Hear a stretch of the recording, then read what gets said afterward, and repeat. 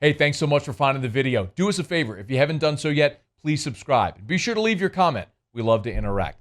Enjoy the video.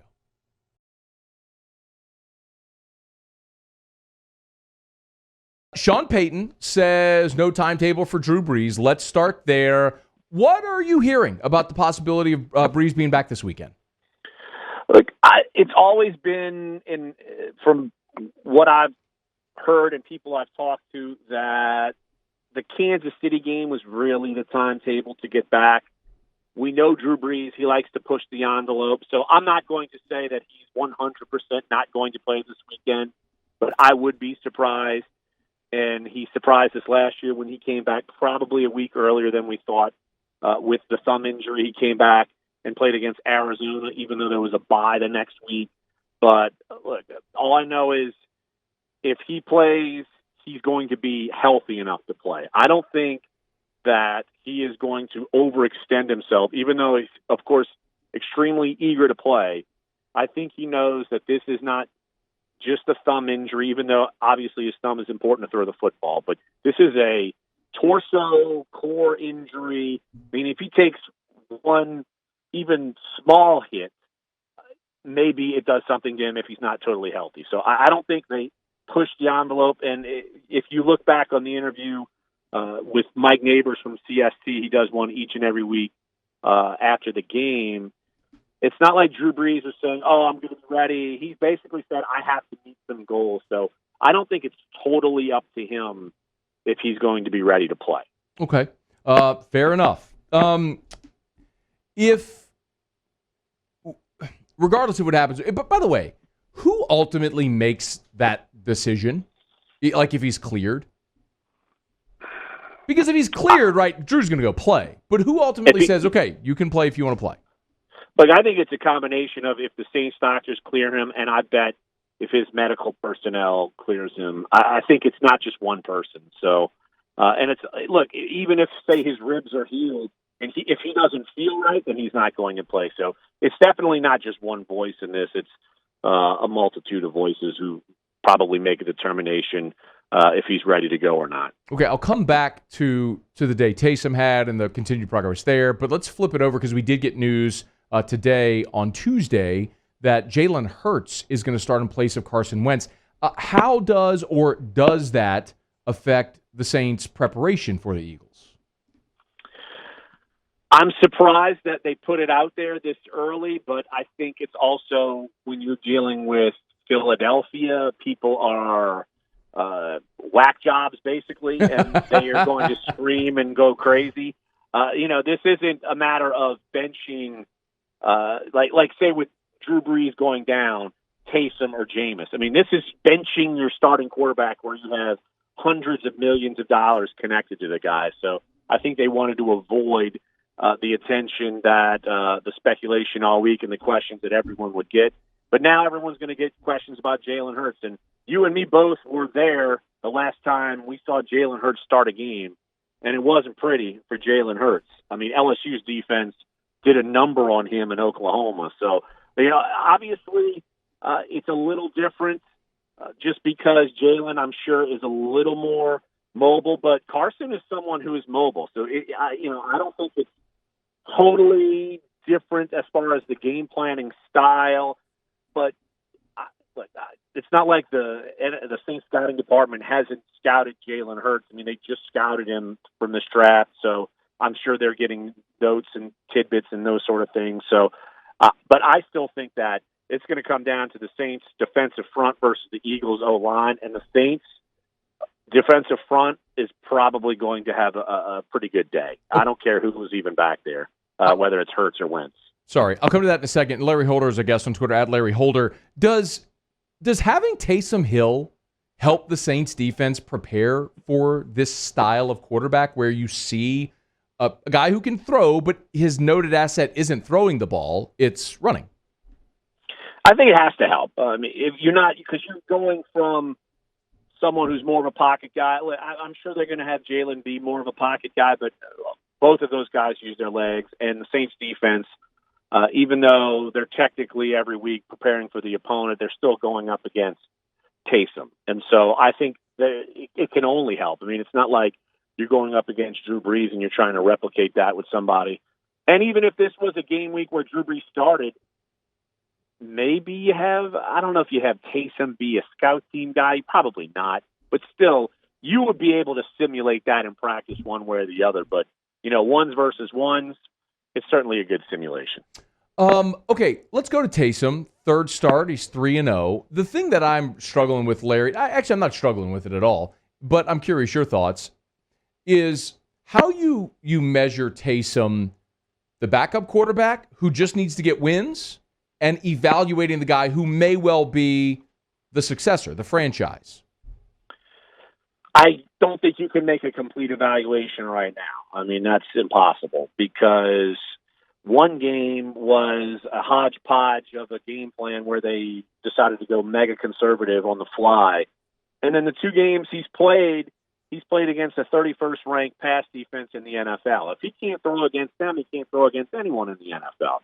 But I do like that he has made a progression from the first week where they opened it up a little more in the passing game to the third week where they opened it up even more in the passing game. And there are signs of a quarterback who can play in the NFL. I think you have to admit that. Now, we don't know if he can do this consistently. I mean, that's just what it is. I mean, I remember, what was it, last year, 2 years ago when Daniel Jones, oh my gosh, he wins one game, everybody goes bonkers, and then he went down the tubes for like the whole season. And so I don't think you can make that jump, but I think there are definitely signs as to saying, all right, well, Taysom has a shot, like a real shot, to win the job when Brees is gone. But I still think he has to win the job, and I don't think he's going to win it this year. Okay. Make sure you read his stuff online, theathletic.com/New Orleans. He is Larry Holder on Twitter, @Larry Holder. You did allude to the Saints defense and the defensive line in particular in trying to slow Philly. I want to ask specifically about Sheldon Rankins, who came back probably quicker than many of us thought.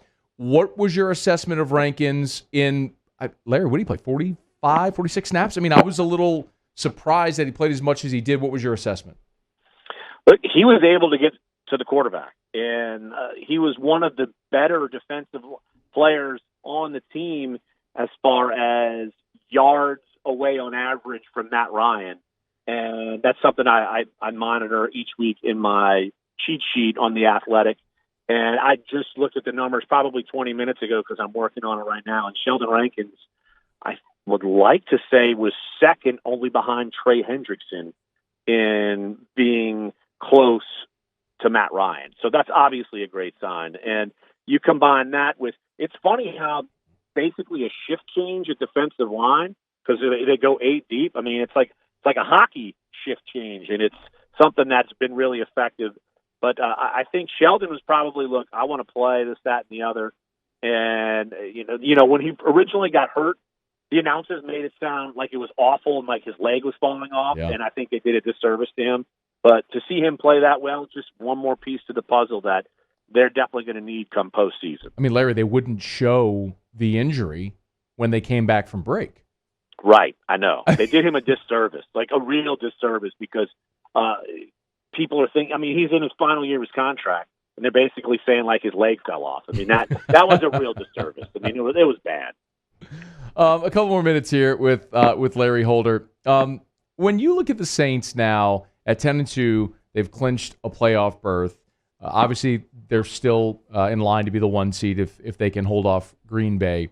What do you look at right now to say, okay, if there's anything that stops this team from reaching the goal, which of course we know is Super Bowl or bust, what's the thing right now where you go, man, gotta iron that out?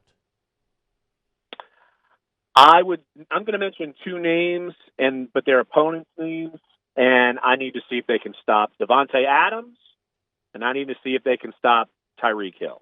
Okay. If they can't stop either one of those guys with the corners that they have, they're going to be toast. And those, I feel like, are the biggest questions to me. They can stop anyone's run game.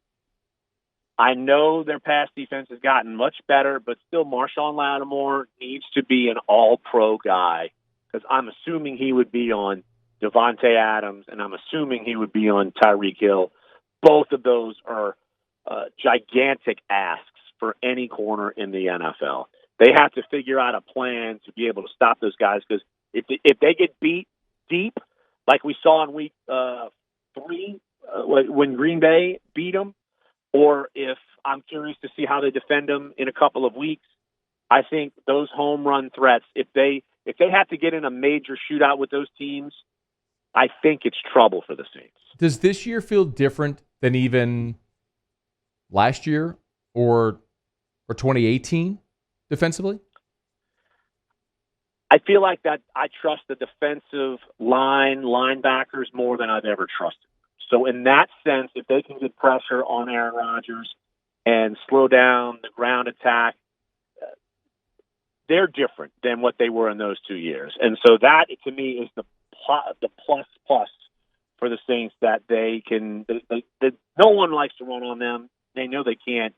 And they can make pressure with more than just Cam Jordan. I mean, we're talking rankings. We talked on Yamana. I mean, Trey Hendrickson has 10.5 sacks this year. And Marcus Davenport, he missed a game with a concussion, but when he's been healthy, he's played really well. Demario Davis, Quan Alexander, that's an underrated pickup that I know you and me recognize, but maybe not the rest of the world. But still, that gives me more confidence this year than even defensively in the previous 2 years. Aside from the fact that it's the NFL, where a day ago we just saw the previously undefeated Steelers lose to the 4-7 WTF, any worries about Philly? Look, if Jalen Hurts hits a big pass like he did against Green Bay and kind of made it a game, like, you just can't give up these fluky plays, and the Saints have not done that a bunch in this win streak. Just don't let them hang around. And they let the Falcons hang around, and that obviously almost caused some trouble. But this is a team they should silently beat. They can't let them hang around or something fluky. We haven't complete stinker, because I'm not going to say the Raiders game was a stinker, because the Raiders are actually a pretty decent team, and the only other loss was to Green Bay. Just don't let some fluky stuff happen on the road and make this your stinker. Don't let it happen. Hey, thanks so much for watching. Please leave your comments. I love to interact, and be sure to hit the red subscribe button below.